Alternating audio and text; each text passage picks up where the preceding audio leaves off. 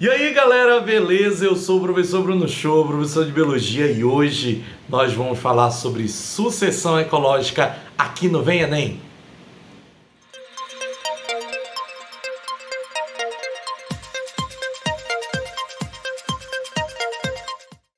Bom galera, nós falamos um pouquinho aqui sobre a parte de sucessão ecológica, sobre a parte, perdão, de fluxo de matéria e energia, falamos um pouquinho sobre a parte de ciclos biogeoquímicos e eu contemplo com esse assunto que é muito importante para o estudo de ecologia, porque ele meio que explica o que acontece depois de um processo de degradação ambiental. Degradação ambiental está em várias habilidades, habilidade 29, habilidade 30, então tem vários pontos que a gente pode falar, habilidade 12, vários pontos que a gente pode falar também sobre isso. Então, o que é uma sucessão ecológica? Sucessão vai ser o processo gradativo de colonização de um hábitat, no qual a composição das comunidades e do próprio ambiente se altera ao longo do tempo.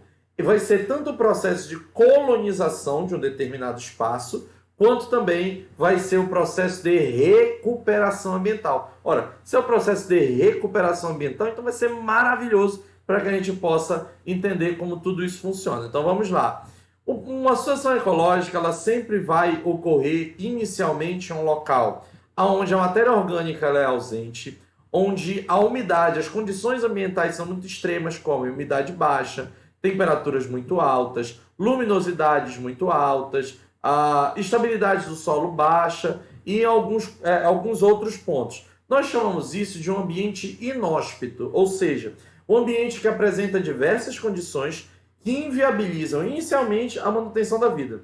Mas eu chamo a atenção para você para o terceiro ponto. Quarto. Luminosidade muito alta. Porque se eu tiver luminosidade alta nesse espaço, eu posso ter uma fonte de energia. E aí eu posso estabelecer a presença dos primeiros seres vivos que podem alterar esse espaço ao longo do tempo. E a gente vai ver que esses indivíduos vão alterar essas condições ambientais. São os primeiros a chegar nesse espaço. Essas espécies que alteram o espaço e que promovem a esse combate às adversidades do ambiente são espécies extremamente resistentes, extremamente adaptáveis e chamadas de espécies pioneiras. As espécies pioneiras, elas são espécies que vão modificando de pouquinho em pouquinho as condições de um ambiente inóspito. Aqui a gente tem 4 imagens, filho. A gente tem uma imagem de uma pedra, né? Essa pedra aí com um líquen em cima dela. Uma pedra mais úmida, eu acho que a minha imagem está aqui, uma pedra mais úmida, onde você tem uma pequena plantinha. Plantas em desertos, em regiões de areais. Então, quando a gente fala sobre as plantas, principalmente essas espécies pioneiras, que não obrigatoriamente, mas quase todas são fotossintéticas, são aqueles indivíduos que reduzem a amplitude das variações térmicas. Lembra do que eu falei lá em ciclo hidrológico? Que é o ciclo da água, ele alterava o ambiente? Pois é, a partir da presença de um grupo de plantas, você pode ter uma temperatura mais amena. E a temperatura mais amena ela tende a ser mais constante. Então, a variação de temperatura, muito característica, né, de desertos, onde você tem períodos de frio muito intenso e de calor muito intenso, você vai ter esse período de amplitude dessas variações. Aumento da retenção de água na região, ou seja, pela presença das raízes, você vai poder formar corpos d'água, lençóis freáticos, entre outros, que ajudem muito ao estabelecimento de outras espécies. Aumento na quantidade de matéria orgânica, se a gente associar o que a gente já estudou lá no fluxo de matéria e energia, nós sabemos que os produtores são a base da cadeia alimentar. E aumento da estabilidade do solo pela presença das raízes. Aqui nós estamos estabelecendo que os primeiros seres pioneiros seriam as plantas. Eles são, basicamente. Mas também a gente não pode desconsiderar as bactérias. As bactérias estão em qualquer lugar. E elas ajudam no processo de manutenção do ambiente, sim. Mas quem transforma mesmo são as espécies pioneiras, como as plantas. Tudo bem? Então, ambientes inóspitos como rochedos nus, né, rochas nuas, ambientes de extrusão vulcânica ou ambientes falesiais que sofreram muito com o intemperismo, são locais propícios para a presença desses indivíduos que têm essa capacidade, né, de estar em ambientes mais inóspitos, né? Então, quando nós falamos em um ambiente que naturalmente ele surge, que ele naturalmente é inóspito e que nunca teve estabelecimento de uma espécie, nós chamamos isso, filhão, de sucessão primária. Então vamos lá, vamos para os conceitos. Sucessão ecológica, processo gradativo de colonização de um ambiente. Ambiente inóspito, local onde você inviabiliza a vida. Sucessão primária é quando eu tenho estabelecimento de um grupo de pioneiros pela primeira vez em um ambiente inóspito. Então ocorre em ambientes onde a vida não existia inicialmente. A sucessão secundária é ela que vai estar presente principalmente nas habilidades que a gente falou, porque é ela que vai estar associada às habilidades, por exemplo, de degradação ambiental, pois eu tenho sucessão secundária quando eu tenho um ambiente que já foi ocupado. E por alguma razão, seja ela uma razão de cunho natural ou não, eu tive condições de degradação ambiental, esse ambiente ficou praticamente inóspito, e aí eu tive que estabelecer algumas novas comunidades biológicas. Por exemplo, campos de cultivo abandonado, áreas desabitadas, áreas queimadas, de vegetação derrubada, são áreas onde você tem o estabelecimento de novas espécies. Agora, uma coisa muito importante que a gente precisa colocar aqui. Nunca um processo de sucessão secundária imitará a sucessão primária. Ou seja, se você tem um processo de colonização de novas espécies em um ambiente que já foi ocupado anteriormente, ou seja, tive uma queimada numa área, um desmatamento, vai surgir as espécies ali, elas, se naturalmente desenvolvidas, nunca serão iguais às anteriores. Por quê? Porque o espaço não é o mesmo, o tempo não é o mesmo, a evolução não é a mesma. Então, sempre você vai ter uma mudança nos padrões ambientais. Hoje a gente sabe que a Amazônia já perdeu aí em torno de 11 a 15% da sua cobertura vegetal total. Se a gente hoje parasse com todo o desmatamento, esses 15% que já foram desmatados iriam voltar a crescer, mas nunca mais seriam floresta amazônica nativa. Seria uma nova forma de floresta, diferente da atual, entende? Então, quando a gente olha, por exemplo, esses ambientes pós-apocalípticos, né? A gente vê esses filmes, jogos, que você vê esses ambientes que tem uma mudança, muitos deles se baseiam nessas ideias de sucessão secundária. Então, por exemplo, campos de cultivo abandonados, que foram abandonados pela pobreza do solo, pelo estresse do solo, eles podem, ao longo do tempo, acumular nutrientes e novamente ter capacidade para a formação de vida, né? Áreas desabitadas são bem comuns de você ter uma degradação de tudo aquilo que foi antropomorfizado, tudo aquilo que foi feito pelo homem, que foi modificado pelo homem, e aí essa área ela vai ser normalmente recolonizada. Áreas queimadas também, só que aí a gente tem que lembrar de dois fatores. Existe a queimada que o homem produz e a queimada natural. A queimada natural, ela acontece em quase todos os biomas, inclusive o nosso. Apesar do nosso bioma ser úmido, ele não escapa das queimadas, mas o homem ele pode aumentar essa taxa de queimadas em períodos mais secos. Tudo bem? Aqui uma imagem que você tem de um processo de recolonização de gramíneas, né? Em um local que sofreu uma queimada, né? Então você percebe que as gramíneas em 4 anos já conseguiram tomar todo o espaço, até mesmo pode perceber as copas das árvores estão mais verdes, entre outros, né? Porque esses indivíduos normalmente eles tratam primeiro o solo para depois desenvolver, né, uma nova etapa em seres com maior capacidade, maior biomassa e tal. Áreas de vegetação derrubada, que também tem 2 fatores naturais ou também por causa do ser humano, né? Há práticas, por exemplo, de fragmentação ambiental para produzir garimpo, para produzir pasto, para pecuária, ou também uma árvore muito grande pode cair e derrubar várias outras, como num efeito dominó. E aí você pode ter a formação dessas clareiras, que são importantes para que você possa ter uma colonização de novas espécies, quando natural. Mas também a gente tem esses fatores, infelizmente, a gente precisa dos recursos, sim, mas tem que ser utilizado de forma mais sustentável. Então, a gente também tem que falar sobre esse processo de sucessão secundária, tudo bem?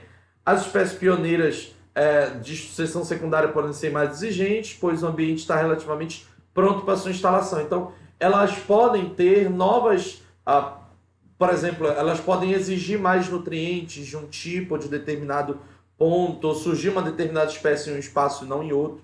Isso também é possível. Então, nesse caso, é interessante falar que nem todo ecossistema ele é formado por floresta. Um ecossistema é uma junção de fatores bióticos e abióticos, ou seja, de seres vivos de uma população e uma comunidade, né, que é o conjunto de várias populações, e de fatores ambientais. Então a gente pode ter uma lagoa, um charco, um mangue, tudo isso é ecossistema e tudo isso pode formar a sucessão, né? Então a sucessão ela sempre leva à formação de ambiente florestal. As características da comunidade ao término do processo de sucessão dependem da característica do ambiente das populações que o constituem. E você tem a presença do fitoplâncton, por exemplo, em um ambiente onde você tinha pouca qualidade de vida. Esse fitoplâncton ele leva à formação de conjuntos de micro-organismos, como protozoários. Esses protozoários e esse fitoplâncton já podem dar a vazão para a formação de vegetais, microcrustáceos e larvas de insetos. E ao longo do tempo você vai formando um charco com plantas aquáticas, hidras, sapos, insetos, e assim você pode formar um ambiente, né, a partir de um ambiente inóspito. Então, você tem fases desse processo de desenvolvimento ambiental. E essas fases, elas são conhecidas como 3. Eu vou dar logo um spoilerzinho para você. A primeira é chamada de ecese, que é a fase inicial do estabelecimento dos pioneiros. A segunda fase é chamada de série ou séries, que é a fase onde você tem o desenvolvimento desse ecossistema, até onde ele vai chegar ao seu clímax. O clímax, como está colocado aí no slide para você, é quando termina a sucessão ecológica e a comunidade atinge seu estado máximo, onde a estabilidade ela é máxima. A quantidade de matéria produzida é a mesma de consumida, todos os seres eles estão em equilíbrio populacional, seria o estágio de clímax de um ambiente natural. A gente pode observar clímax de diversas maneiras. Eu posso ter um clímax em uma região de oásis, num deserto, ou uma floresta. Eu posso ter uma comunidade clímax em uma região, por exemplo, de campos de pampas, como também num pantanal. Então, cada região tem o seu clímax próprio, e quando a gente estuda os biomas, nós estudamos os biomas na sua fase de clímax. Tudo bem? Caatinga, por exemplo, também é o estado de clímax. Normalmente a gente associa só a uma floresta, né? Mas é bom que a gente lembre que cada ecossistema tem seu clímax. Região de campos e pampas. E aí nós temos as primeiras etapas, né? Como acontece a sucessão ecológica. A sucessão ecológica, como eu disse, tem três partes, né? Ecese, série ou clímax. A fase de ecese é quando eu tenho estabelecimento de organismos em um determinado ambiente, alterando as condições ambientais para a formação das séries. Nas séries você tem o estabelecimento de novos organismos e esses se estabelecem nas comunidades, tanto fatores abióticos quanto bióticos, na fase de clímax. Fácil, né? É interessante citar que as condições ambientais tendem a variar menos em fase de clímax e mais durante as fases de sucessão ecológica. É por isso que aqui na Amazônia nunca vai nevar, infelizmente, né? Porque a gente sempre vai ter uma temperatura tão amena e tão constante que é muito difícil você ter uma mudança brusca na temperatura. Assim como a complexidade estrutural e funcional do ecossistema, ela cresce ao longo do tempo. Então cresce biodiversidade, cresce biomassa, cresce vários fatores que complexificam esse sistema, né? Esse ecossistema, principalmente em clímax. Então a taxa de biodiversidade é máxima, a taxa de biomassa ela vai ser máxima e as variações ambientais elas vão ser mínimas no clímax. Tudo bem? É interessante que as provas de vestibular, ultimamente, elas têm trazido alguns conceitos que são legais da gente citar, como os conceitos de produtividade do ecossistema, né? Então, quando a nossa matéria orgânica ela é produzida, principalmente na fotossíntese, ela vai ter uma taxa de produtividade. Essa taxa de produtividade eu gosto muito de associar ela a dinheiro, porque isso aí a gente conhece, né? Dinheiro. Quando você trabalha, você vai receber um salário. O seu salário ele vai ser dividido em 2 no seu contra-cheque lá, no documento que você recebe todo final do mês. Ele vai ser o teu salário bruto e o salário líquido. A produtividade é a mesma coisa. A produtividade bruta é o total produzido, seria o total que você ganha do seu salário. Já a produtividade líquida é o que você ganha menos os descontos. Porque o que você embolsa no final do mês não é o teu salário bruto, é o teu salário líquido. Então você vai pagar vários impostos para o governo. Então o salário bruto vai ser o total. O líquido, aquilo que você recebe. A produtividade bruta é a massa total de matéria orgânica produzida à fotossíntese. Já a produtividade líquida, eu vou descontar tudo aquilo que queima a matéria. E o que queima a matéria é a respiração. Então, por isso que, produtividade líquida é a produtividade bruta menos a taxa de respiração. Nesse caso, a produtividade do ecossistema depende de diversos fatores, dentre os quais os mais importantes são a luz, a água, o gás carbônico e a disponibilidade de nutrientes. Então, nós vamos ter aqui a presença, né, desses fatores. Lembra que na cadeia alimentar eu mostrei para você que tinha uma perda da energia? O produtor tinha 100%, o consumidor primário tinha 10%. Isso é o que a gente representa como produtividade líquida. Os 10% do consumidor, 1%, 0,1% é a produtividade líquida, porque tem a perda através da respiração e do metabolismo. Tudo bem? Então, em tese, o que deveria acontecer com as produtividades líquidas e brutas ao longo da sucessão? Quais delas estariam dessas taxas numa comunidade em clímax? Então, quando a gente observa as espécies ao longo do tempo, elas vão sendo substituídas, né? Então, da espécie em sese até clímax, você tem uma substituição das espécies que estão naquele espaço. Não vão ser as mesmas, né? Então, você vai ter um aumento dos nichos ecológicos, das funções das espécies, você vai ter um aumento da biodiversidade. Então, a complexidade desse ecossistema aumenta, você vai ter mais microclimas. Só que o que acontece? Apesar desse ambiente estar em estabilidade, ele vai ter alguns fatores que são diferentes da nossa cabeça. Lembra? Produtividade bruta é fotossíntese e produtividade líquida vai ser a fotossíntese menos a respiração. Se a gente está analisando uma comunidade em clímax, quer dizer então que nós vamos observar aqui essa comunidade aí diminuindo a sua produtividade bruta e aumentando a sua produtividade líquida, ou tendendo a ter essa produtividade líquida sendo zero. Então, como é que funciona a variação dessas taxas ao longo da sucessão? Em tempo de sucessão, em taxa de crescimento, a produtividade bruta cresce. Por quê? A produtividade bruta vai crescer porque eu tenho um aumento do número de seres fotossintetizantes ao longo da sucessão. Então, ao longo da sucessão, eu tenho um aumento da taxa de fotossintetizantes. A biomassa também aumenta, por quê? Na ecese eu tenho gramíneas, seres pequenininhos que fazem aí essa sucessão inicial, são os pioneiros, e aí eu vou ter árvores, né, seres maiores no final dessa sucessão. A respiração também aumenta, porque obviamente eu vou ter mais seres para poder respirar, e aí tendo mais seres respirando, eu vou ter maior taxa de respiração, porém a produtividade líquida cai. Não esquece, filhão, produtividade bruta, eu posso até escrever para você aqui, produtividade bruta, PPB, eu vou colocar PB só, tudo bem? Quando eu coloco aqui, produtividade bruta, vai ser a taxa de fotossíntese, né? Então, produtividade bruta menos respiração. Isso é o que a gente tem como produtividade líquida, certo? Produtividade líquida. Certo? Então, a produtividade líquida, ela vai ser a produtividade bruta menos a taxa de respiração. E aí, o que a gente tem que lembrar?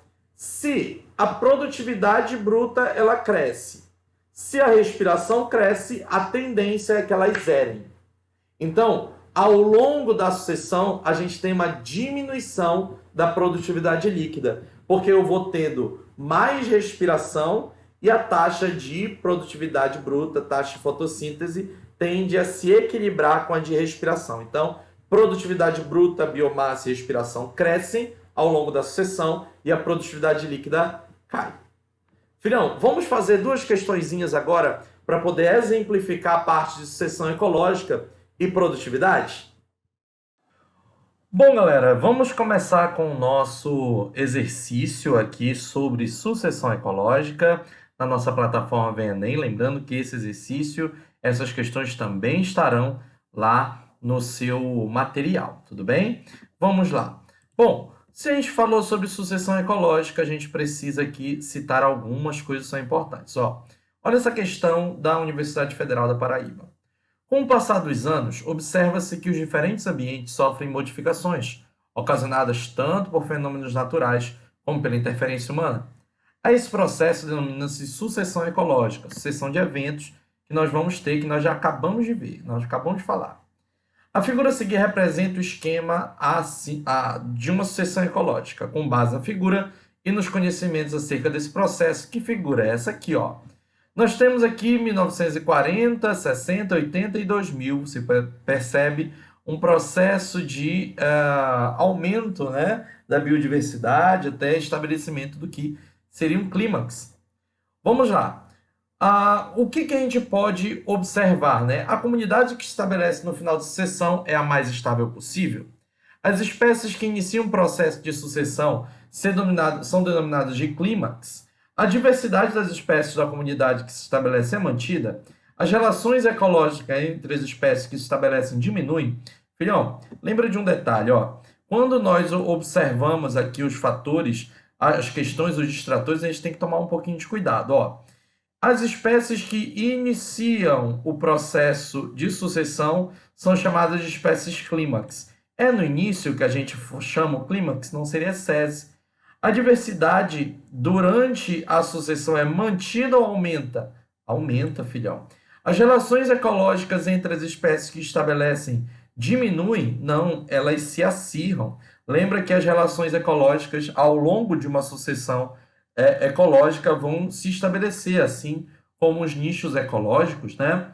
As mudanças que ocorrem na população não alteram o ambiente, claro que vão alterar desde lá da ecese. Por isso, letra correta, letra A de amor. Tudo bem? A comunidade, no final da sucessão em clímax, tende a ser mais estável. Observe essa questão aqui da Fundação Getúlio Vargas.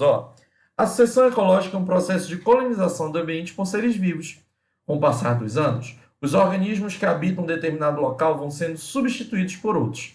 São exemplos de espécies pioneiras em um processo de sucessão ecológica na superfície de uma rocha.